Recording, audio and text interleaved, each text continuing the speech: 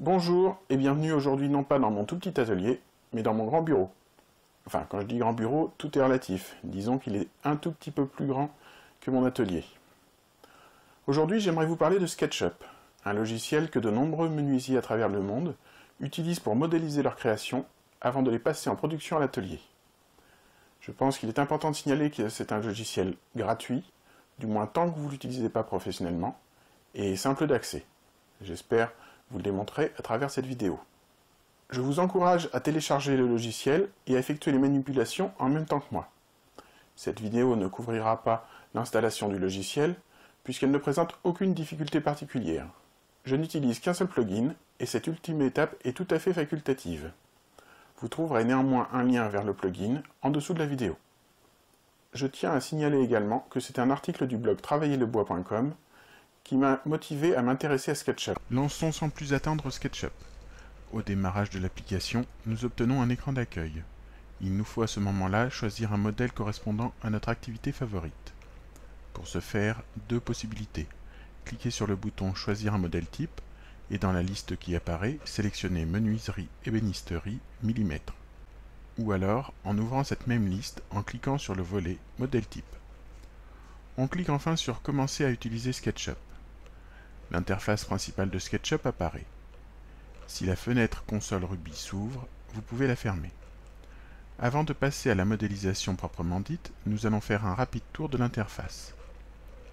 Tout en haut, nous avons classiquement les menus Fichier, Édition, etc.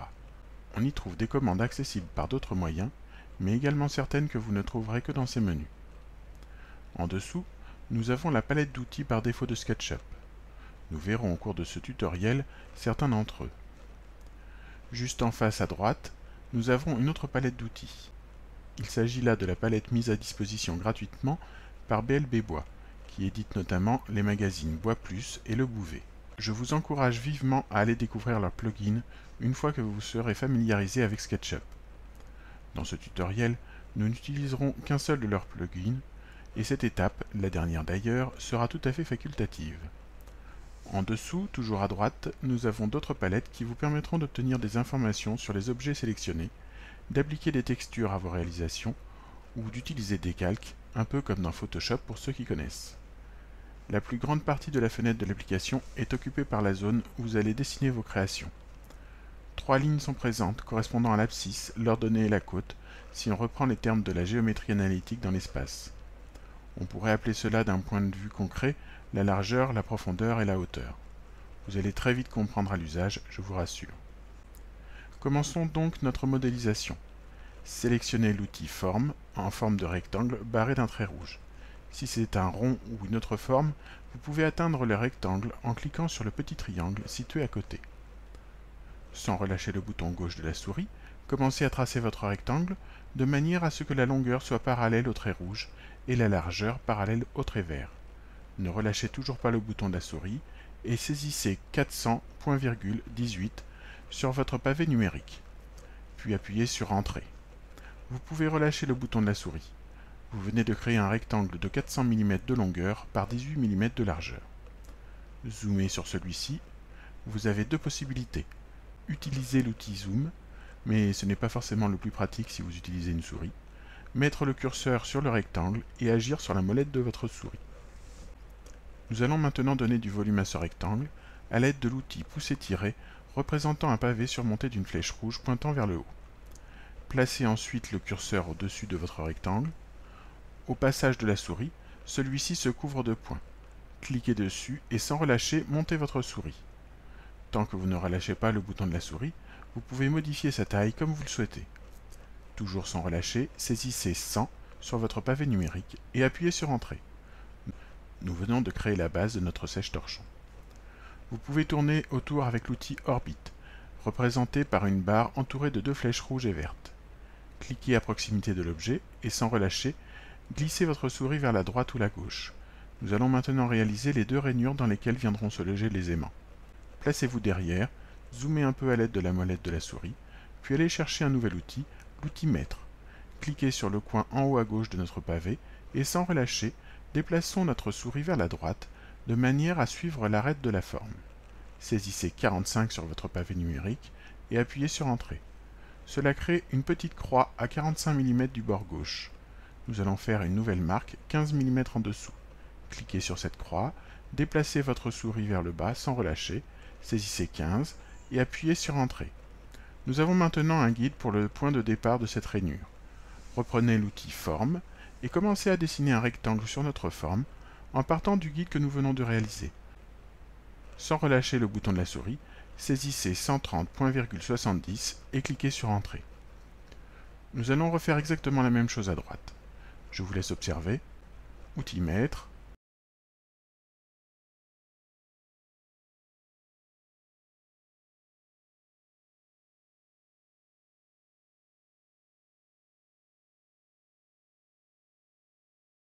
Outil Forme.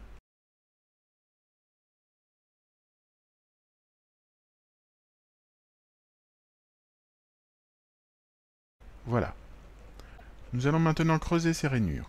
Pour cela, nous allons utiliser l'outil Pousser-tirer.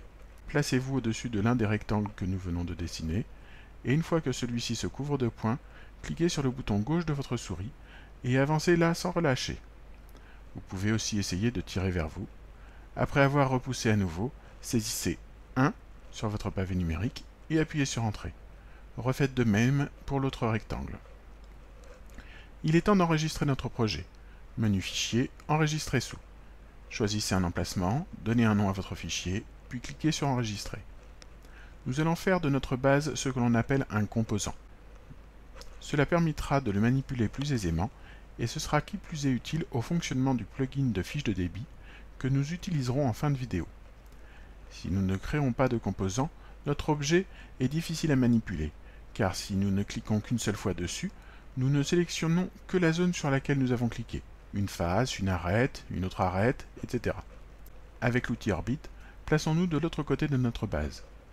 Avec la flèche de sélection, faites un triple clic n'importe où sur notre base. Vous pouvez constater que toutes les faces sont ainsi sélectionnées. Cliquez droit pour afficher le menu contextuel, choisissez Créer composant. Dans la fenêtre qui apparaît, saisissez Base comme nom, puis cliquez sur Créer. Nous allons modéliser maintenant les côtés du sèche-torchon. Reprenez l'outil Forme et commencez à dessiner un rectangle perpendiculaire à notre base. Saisissez 18.70 sans relâcher, puis cliquez sur Entrée. Allez chercher l'outil Pousser-tirer, tirez votre rectangle vers le haut et saisissez 60 sans relâcher, puis appuyez sur Entrée. Prenez l'outil de sélection, cliquez 3 fois sur la forme nouvellement créée, faites un copier-coller avec CTRL-C, CTRL-V ou pomme-C, pomme-V si vous êtes sur Mac, et déplacez la copie de la forme à l'autre bout de la base. Il s'agit maintenant de faire un trou pour le tourillon qui servira à suspendre le torchon.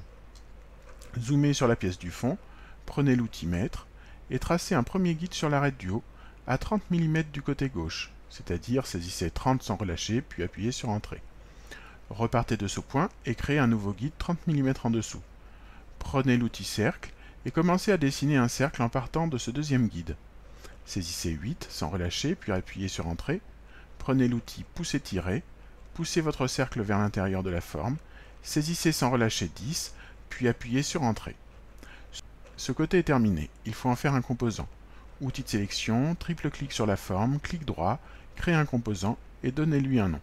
Côté gauche par exemple. On se retourne maintenant vers l'autre côté avec l'outil Orbite et au besoin l'outil panoramique, puis on fait exactement la même chose.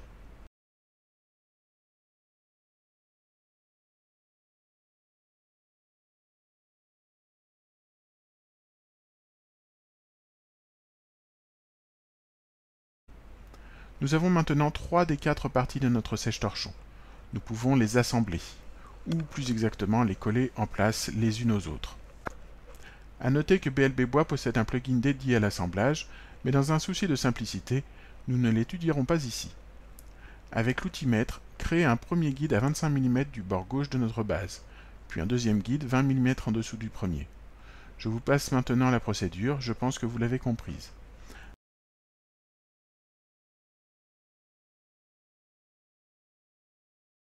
Avec l'outil de sélection, sélectionnez le côté gauche, puis saisissez-vous de l'outil Déplacer, approchez-vous du coin supérieur arrière gauche du côté, cliquez sur le bouton gauche de votre souris et emmenez la forme vers le guide fraîchement créé.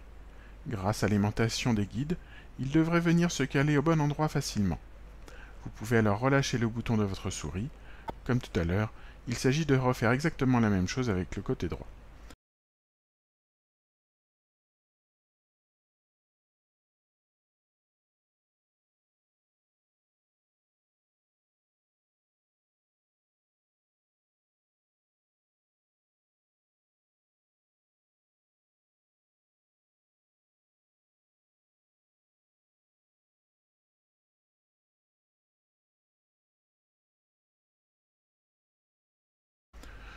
Nous pouvons nous reposer quelques secondes pour admirer notre travail avec l'outil Orbit et vérifier que tout va bien. Vous pouvez d'ailleurs remarquer que certains des guides que nous avons créés se retrouvent en l'air.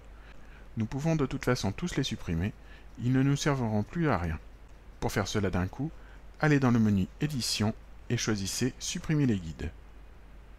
Il nous manque un morceau de notre sèche-torchon, le tourillon qui va supporter le torchon. Placez-vous avec l'outil Orbit de manière à être face à l'intérieur d'un des côtés. Prenez l'outil Forme et dessinez un cercle de 8 mm de rayon, non pas au sol, mais parallèle à ce côté. Prenez l'outil Pousser-tirer et tirez sur votre cercle sur 324 mm.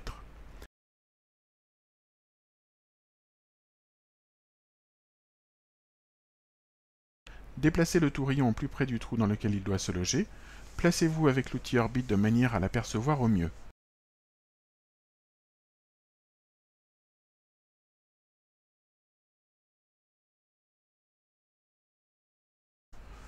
Pour pouvoir mettre le tourillon en place, il va falloir que nous voyions nos formes par transparence.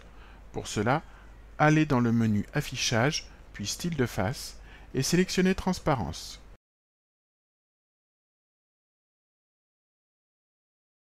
Avec l'outil Déplacer, il reste à faire glisser le tourillon en place. L'aimantation va vous y aider.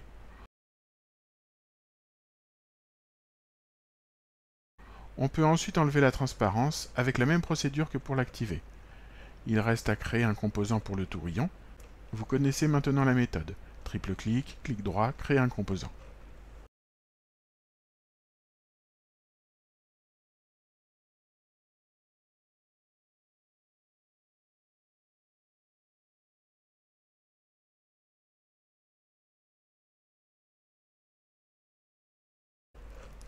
La modélisation grossière de notre sèche-torchon est maintenant terminée, et nous pourrions très bien nous arrêter là. Nous allons cependant améliorer un peu son apparence. Avant cela, veuillez noter que l'on retrouve dans la palette en haut à gauche les informations sur le composant sélectionné. Nous pouvons y modifier le nom si on le souhaite. Je vais le faire pour le composant tourillon, auquel j'ai mis un R de trop.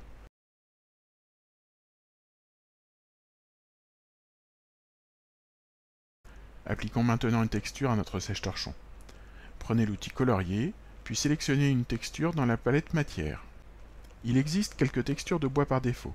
Vous pourrez les retrouver facilement en choisissant bois dans la liste déroulante située à côté de la petite maison. Ensuite, il ne vous reste plus qu'à cliquer sur les composants que vous voulez peindre de la sorte.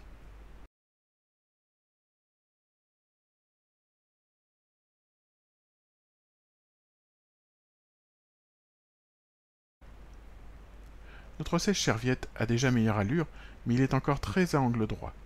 Nous allons lui ajouter quelques arrondis, en commençant par les côtés.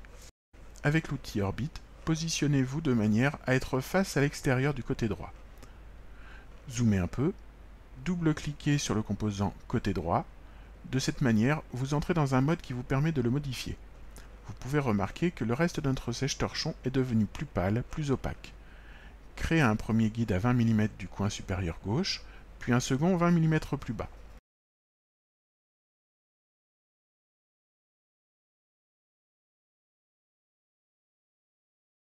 Saisissez-vous de l'outil Forme, puis dessinez un cercle en tirant vers la gauche, perpendiculaire au pointillé du guide. Le trait devrait également être vert, jusqu'à atteindre le bord du côté. Relâchez. Créez un troisième guide 20 mm plus bas que le second. Il doit donc se trouver sur la périphérie du cercle. Créez un nouveau cercle ayant ce point pour centre et s'étendant jusqu'au bord.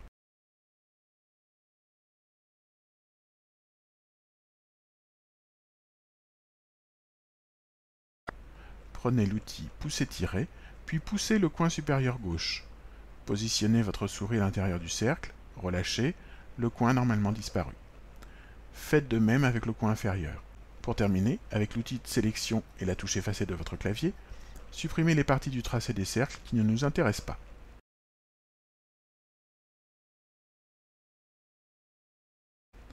Pour sortir de la modification du composant, il suffit de cliquer en dehors de celui-ci. On refait exactement la même chose sur le côté gauche.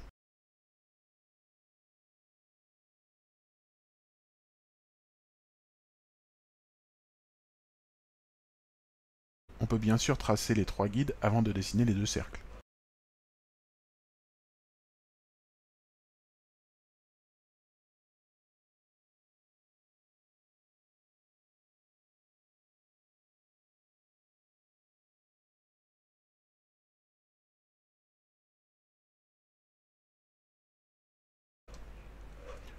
Pour encore plus de douceur, nous allons faire de même aux 4 coins de la base, toujours à 20 mm des coins pour garder le même arrondi.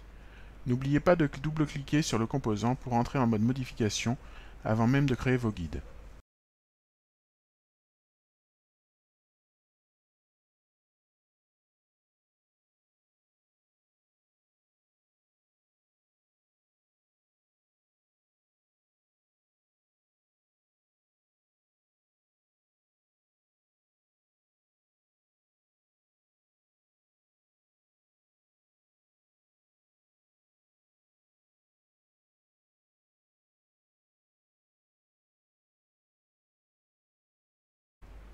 Et voilà, la modélisation est terminée. Nous pouvons supprimer tous les guides en allant chercher la commande Supprimer les guides dans le menu Édition. Admirons notre travail et n'oublions pas d'enregistrer. Je vais pour achever cette vidéo générer la feuille de débit. Pour cela je fais CTRL A, ou POMA si vous êtes sur Mac, ce qui a pour effet de sélectionner tous mes composants, puis je me rends dans ma palette BLB Bois et je clique sur la petite feuille. Un message m'indique que la fiche de débit a été générée dans le même répertoire que mon fichier SketchUp. Je vais donc voir sur le bureau et je constate l'existence d'un fichier texte que je peux ouvrir avec le bloc-notes, mais il serait également possible de l'importer dans un tableur. On constate que cela a très bien fonctionné. On peut améliorer un peu la présentation et supprimer les données qui ne nous intéressent pas, dans mon cas les codes bruts, car je vais travailler sur du bois déjà corroyé. Voilà, c'est terminé. J'espère que ce nouveau type de vidéo vous a plu et que cela vous a motivé à découvrir SketchUp. Si vous pensez que je devrais faire de nouvelles vidéos sur SketchUp, n'hésitez surtout pas à le dire en commentaire en dessous de la vidéo. Maintenant, vous vous en doutez, l'objet de la prochaine vidéo sera la réalisation effective de ce sèche-torchon. Sinon, c'est comme d'habitude. Si vous avez apprécié la vidéo, n'hésitez pas à laisser un pouce bleu, et si ce n'est pas encore fait, à vous abonner à la chaîne. J'oublie souvent de le préciser, mais j'ai créé une page Facebook associée à cette chaîne. Vous trouverez l'adresse en dessous de la vidéo. Vous trouverez également l'adresse du blog. Il me reste à vous dire à très bientôt pour une nouvelle vidéo.